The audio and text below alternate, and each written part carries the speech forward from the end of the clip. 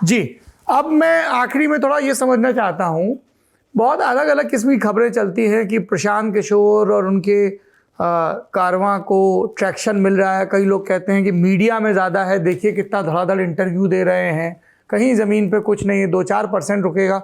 इसको लेके क्या सोचना है पुष्पमित्र जी? निश्चित तौर पर प्रशांत किशोर को लोग पसंद कर रहे हैं। खास तौर पर मैं देख रहा हूं कि जो सवर्ण तबका है वोकल है और बीजेपी का समर्थक रहा है। अब वो एक विकल्प के तौर पर प्रशांत किशोर का नाम ले रहा है। कई जगह इस तरह के लोग मिलते हैं, वो कहते हैं कि नहीं, अब प्रशांत किशोर को बात करेंगे। बीजेपी के समर्थक या वोकल लोग जहां किसी भी जगह 10 लोग अगर मिलते हैं तो वहां 2-3 लोग प्रशांत किशोर का नाम लेने वाले अब मिल रहे हैं। ये मुझे लगता है कि थोड़ा सा एनडीए के लिए खतरे की घंटी है। प्रशांत किशोर की पॉपुलैरिटी बढ़ रही है, एंटी इनकम्बेंसी जो है बिहार में, उसका उनको फायदा मिल रहा है। दूसरी बात की, जो लोग बीजेपी और जदयू के गठबंधन से थोड़े परेशान है और नीतीश को लेके बहुत खुश नहीं है बीजेपी के समर्थक, वो उधर जा रहे हैं। ये साफ साफ दिख रहा है। लेकिन वो ऐसा दिख रहा है जो वोकल तबका है और सवर्ण तबका है उसके बीच में ज्यादा दिख रहा है।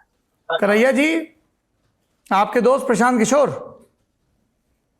प्रशांत किशोर बहुत ही मजबूत होते जा रहे हैं और इनका जो है खौफ जो है, शुरुआती दौर में प्रशांत किशोर का खौफ जो था वो महागठबंधन के नेताओं के बीच था। अब एकदम बदल गया है, मामला उलट गया है कहिए। अब जो है एनडीए नेताओं के बीच में जो है बहुत ज्यादा खौफ है। 5-6 दिन पहले की मैं बात कर रहा हूँ, नीतीश कुमार के यहाँ बैठे थे कई नेता, बड़े बड़े नेता थे, और एक नेता ने कहा कि आज पकौड़ी खाएंगे हम लोग। तो पकौड़ी बना और ब्लैक टी बना, और ब्लैक टी दूध वाला चाय नहीं।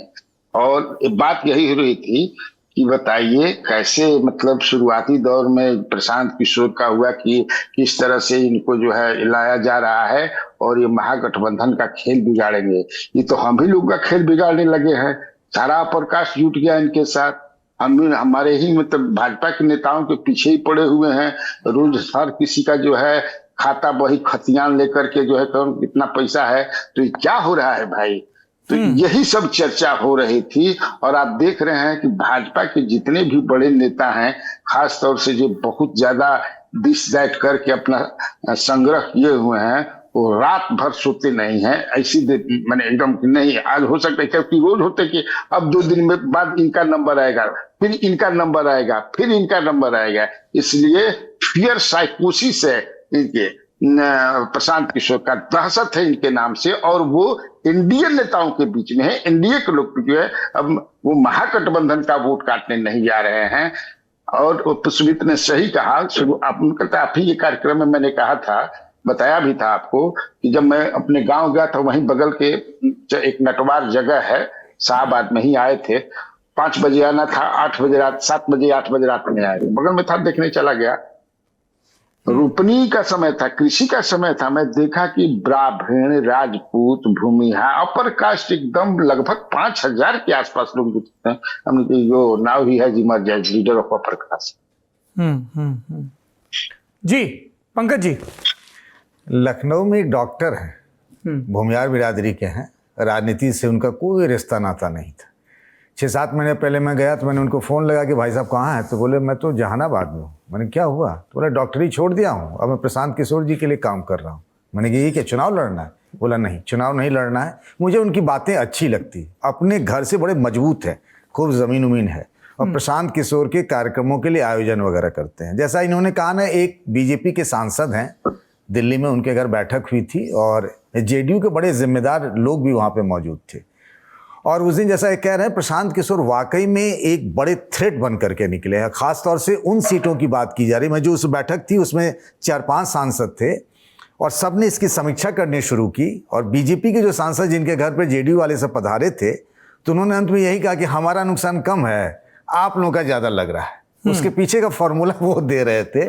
वो फॉर्मूला ये था कि जहाँ पे मान लीजिए कि महागठबंधन से भी ओबीसी उम्मीदवार है, वहाँ बीजेपी नहीं लड़ रही है, जेडीयू का ही कोई पिछड़ी बिरादरी का उम्मीदवार है वहाँ पर, तो अगर जनसुराज ने कोई ढंग का अगर फॉरवर्ड कास्ट का उम्मीदवार दे दिया तो बीजेपी के लोग जो हैं, खासतौर से फॉरवर्ड कास्ट के हैं, वो सब जेडीयू को वोट नहीं करेंगे, वो चले जाएंगे जनसुराज की। ऐसी स्थितियों में जेडीयू के उम्मीदवारों का ज्यादा नुकसान होगा, ये कह के जेडीयू के वो नेता मन बहला रहे थे, बीजेपी वालों को कह रहे थे कि भाई ये बीजेपी के नेता जेडीयू की तरफ कह रहे थे कि हमारा नहीं, आपका ज्यादा नुकसान होगा।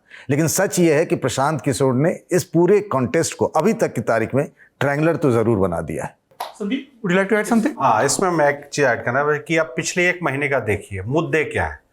राहुल गांधी तेजस्वी सर के पीछे पड़े रहे, पर करप्शन पे कौन बात कर रहा है कॉन्टिन्यूसली? उन नेताओं को कौन घेर रहा है जो सत्ता में बैठे हैं लगातार? राहुल की स्पीच में बार बार नरेंद्र मोदी है। बिहार में चाहे जितना भी हो, वो स्टार कैंपेनर है, चेहरा है पार्टी का, पर चुनाव सबको पता है नीतीश कुमार का चुनाव है, नीतीश रहेंगे कि नहीं मुख्यमंत्री। उस मुद्दे पे प्रशांत किशोर एकदम प्रखर नजर आते हैं। अब प्रशांत किशोर में जो वोकल वाली बात की, तो वोकल हमेशा से माना जाता है कि जो भी कास्ट डोमिनेट रहता है या फिर फाइनेंशियली जो बहुत ऊपर रहता है, वो बहुत ज्यादा वोकल होता है। पर हम लोग जन स्वराज पद यात्रा कवर करने गए थे, सौरभ सर याद है आपको? 10 घंटे 12 घंटे हमने उस यात्रा में बिताया था। उस यात्रा की प्लानिंग हम लोगों को याद है कि किन किन गांवों से गुजारा गया जहां पर कमजोर तबके की आबादी ज्यादा थी, गरीब गुरबा, माइग्रेटरी लेबर। और प्रशांत किशोर ने ये फॉर्मूला नहीं छोड़ा है। उनको मालूम है कि माहौल के लिए मेरे को वो क्राउड चाहिए जो माहौल बनाएगा, पर मेरे को जो वोट डालेगा वो ये क्राउड है जहां मैं पद यात्रा करके गली गली में घूमूंगा। दूसरा क्या है कि सोशल मीडिया।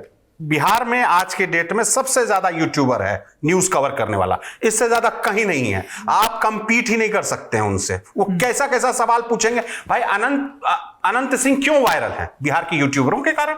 नहीं तो कौन अनंत सिंह जैसे मतलब हीरा आदमी को पहचान ही नहीं पाता। सब ये जो आखिरी में आप हीरा जोड़े हैं ना, पहचान ही नहीं पाता उनको। तो मतलब अब तब इसका मतलब आप सोशल मीडिया का पेनिट्रेशन समझ रहे हैं बिहार में कि किस किस्म का है।